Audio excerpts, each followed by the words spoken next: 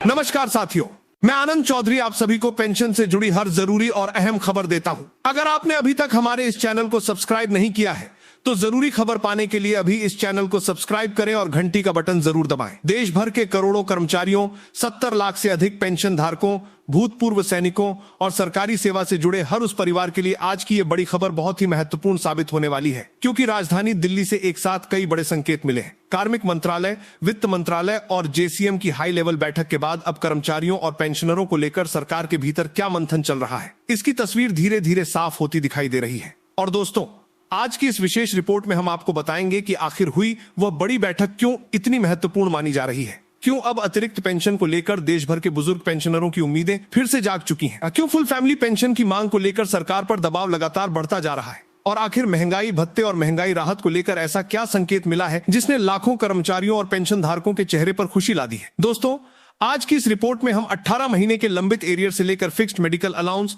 CGHS, OPS बहाली, promotion, अनुकंपा नियुक्ति और सुप्रीम कोर्ट में चल रही बड़ी कानूनी लड़ाई तक हर मुद्दे की पूरी जानकारी विस्तार से समझेंगे। इसलिए इस विवरण को अंत तक जरूर देखिएगा, क्योंकि आज की इस रिपोर्ट में बहुत सी अहम जानकारियां हैं जिसने पूरे देश के कर्मचारी संगठनों के बीच हलचल तेज कर दी है।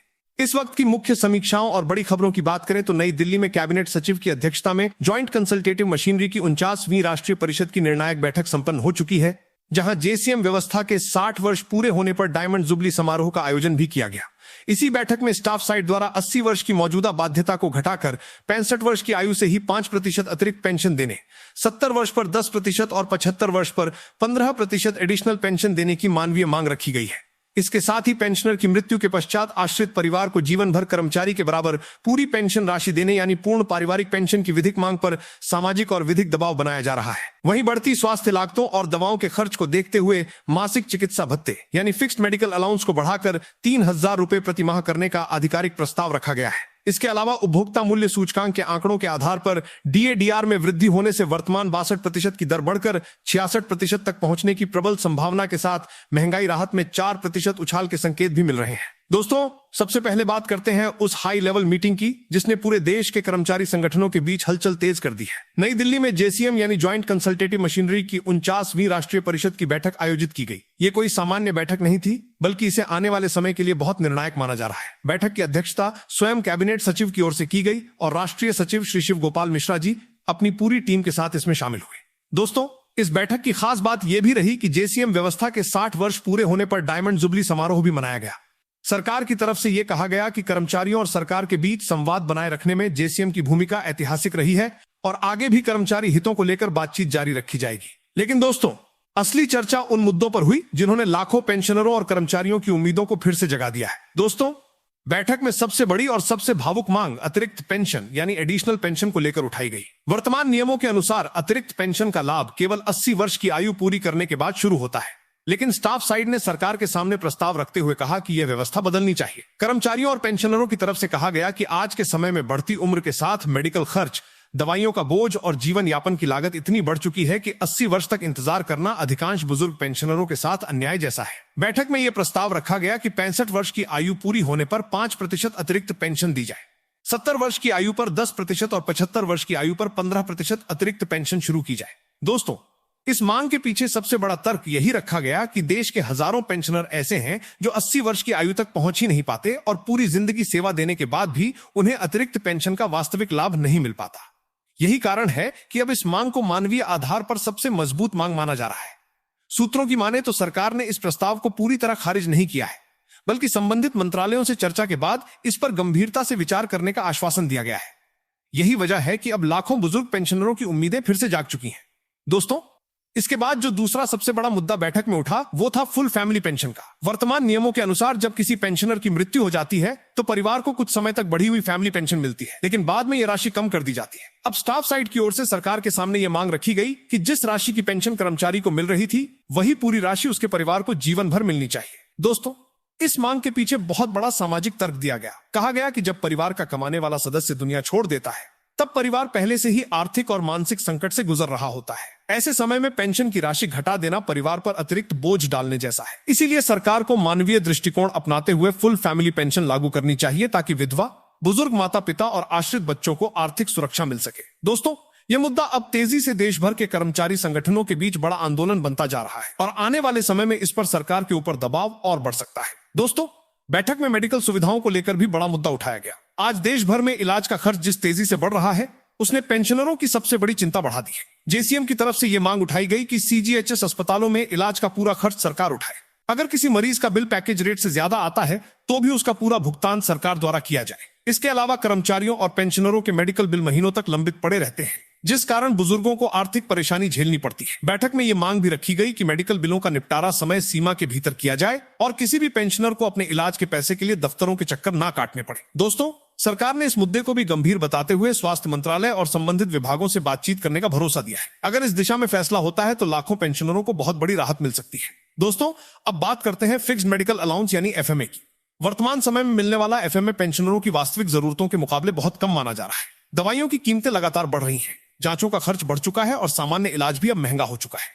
ऐसे में जेसीएम की ओर से सरकार के सामने आधिकारिक प्रस्ताव रखा गया कि फिक्स्ड मेडिकल अलाउंस को बढ़ाकर 3,000 रुपए प्रति माह किया जाए। हालांकि कई कर्मचारी संगठनों का मानना है कि मौजूदा समय में 3,000 रुपए भी पर्याप्त नहीं है, लेकिन फिलहाल सरकार के सामने यही मांग प्रमुख रूप से रखी गई है। दोस्तों, अगर सरकार इस प्रस्ताव को स्वीकार करती है तो लाखों पेंशनरों को हर महीने सीधा फायदा मिलेगा और मेडिकल खर्च का कुछ बोझ कम हो सकता है। दोस्तों, बैठक में एक और महत्वपूर्ण मांग रखी गई जिसने कर्मचारियों के बीच खास चर्चा पैदा कर दी है। सीजीएचएस लाभार्थियों को अपने माता पिता या सास ससुर में से किसी एक को डिपेंडेंट चुनने की सुविधा देने की मांग रखी गई।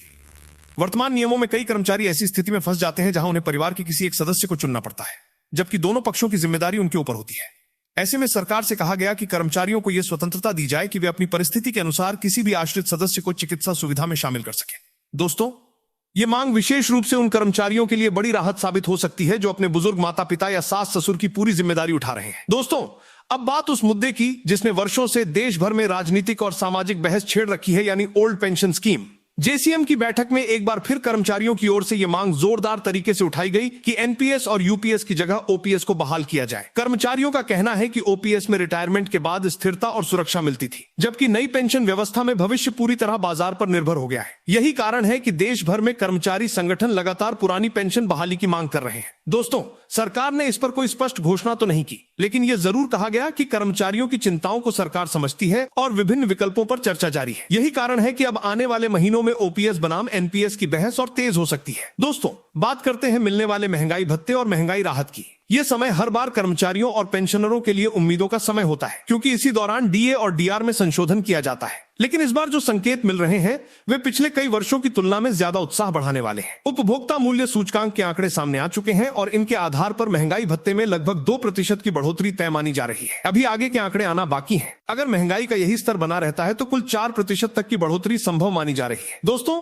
वर्तमान में कर्मचारियों और पेंशनरों को डीए और डीआर मिल रहा है, जो बढ़कर 62% तक पहुंच चुका है। अब अगर 4% की नई बढ़ोतरी होती है तो ये 66% तक जा सकता है। पिछले कुछ वर्षों में अधिकतर बढ़ोतरी 2 या 3% की ही देखने को मिली थी। ऐसे में 4% की बढ़ोतरी लाखों कर्मचारियों और पेंशनरों के लिए बड़ी राहत साबित हो सकती है। इससे सैलरी और पेंशन दोनों में अच्छा खासा उछाल देखने को मिलेगा। दोस्तों, अब बात करते हैं उस मुद्दे की जिस पर पूरे देश की नजरें टिकी हुई हैं, यानी 18 महीने के लंबित एरियर की।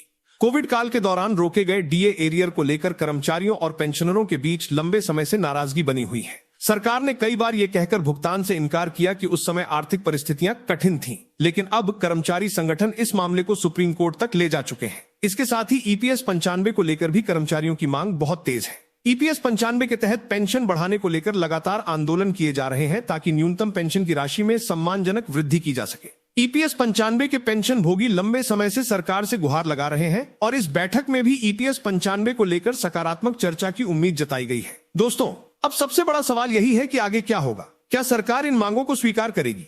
क्या अतिरिक्त पेंशन 65 वर्ष की आयु से शुरू होगी? क्या फुल फैमिली पेंशन लागू होगी? क्या एफएमए 3,000 रुपए तक बढ़ेगा? क्या 18 महीने का एरियर मिलेगा?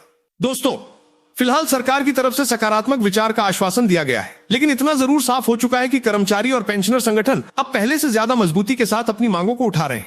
आने वाले कुछ महीने बहुत निर्णायक साबित हो सकते हैं। डीए संशोधन, सुप्रीम कोर्ट में एरियर केस की सुनवाई, ओपीएस को लेकर बढ़ता दबाव, ईपीएस 95 का मुद्दा और 8वें वेतन आयोग की चर्चाएं, ये सभी घटनाएं आने वाले समय में करोड़ों परिवारों की आर्थिक स्थिति पर सीधा असर डाल सकती हैं। तो दोस्तों, आज की इस बड़ी रिपोर्ट में फिलहाल इतना ही। अगर आप भी केंद्रीय कर्मचारी हैं, पेंशन धारक हैं या आपके परिवार में कोई सरकारी सेवा से जुड़ा हुआ है तो इस खबर को ज्यादा से ज्यादा लोगों तक जरूर शेयर कीजिए ताकि हर कर्मचारी और पेंशनर तक सही और सटीक जानकारी पहुंच सके। विवरण को लाइक जरूर करें, अभी सब्सक्राइब करें और बेल आइकन दबाना बिल्कुल मत भूलिएगा, क्योंकि यहाँ आपको सरकारी कर्मचारी, पेंशन, डीए, डीआर, 8वां वेतन आयोग, ओपीएस, एरियर, ईपीएस, 95 और पेंशनरों से जुड़ी हर बड़ी खबर सबसे पहले और सबसे विस्तार से दिखाई जाती है।